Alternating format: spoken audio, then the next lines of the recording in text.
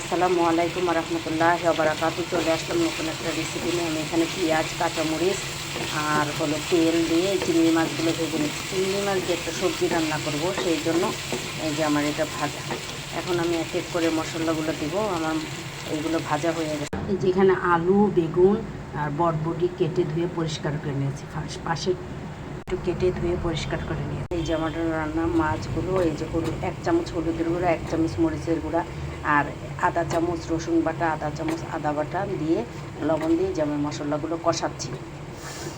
Please আপু ভাইয়ারা কে কোথায় থেকে দেখছেন, আসলে কিভাবে পেজ খুলতে হয় আর কীভাবে কী করতে হয় আপনারা আমাকে একটু বলে দিবেন। আমি আসলে এইসব বিষয়ে এতটা এক্সপার্ট না, আমি নতুন।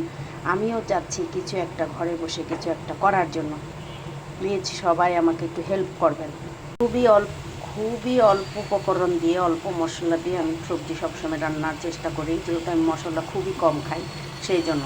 এই যে আমার মশলাটা কষানোটা কমপ্লিট হয়ে গেছে। আমি এখন এখানে সবজিগুলো অ্যাড করে দিই।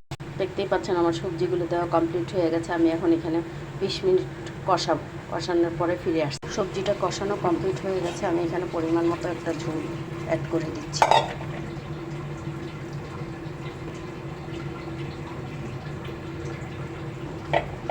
সবজিটা রান্না আমার কমপ্লিট হয়ে গেছে। আমি এখানে কিছু ধনে পাতাটা অ্যাড করে দিলাম।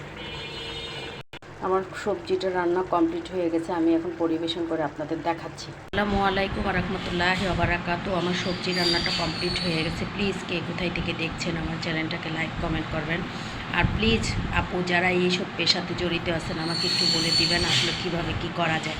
আমি আসলে অতটা এক্সপার্ট না, আমি পারিও না। আমি নতুন একটা চ্যানেল খুলছি। আসলে আরও এই পেজে কী কী করতে হয়, কী কী বাকি, যেখান থেকে কিছু টাকা ইনকাম করা যায় ঘরে বসে থেকে, এরকম একটা কিছু যারা জানেন আমাকে একটু বলে দিবেন প্লিজ।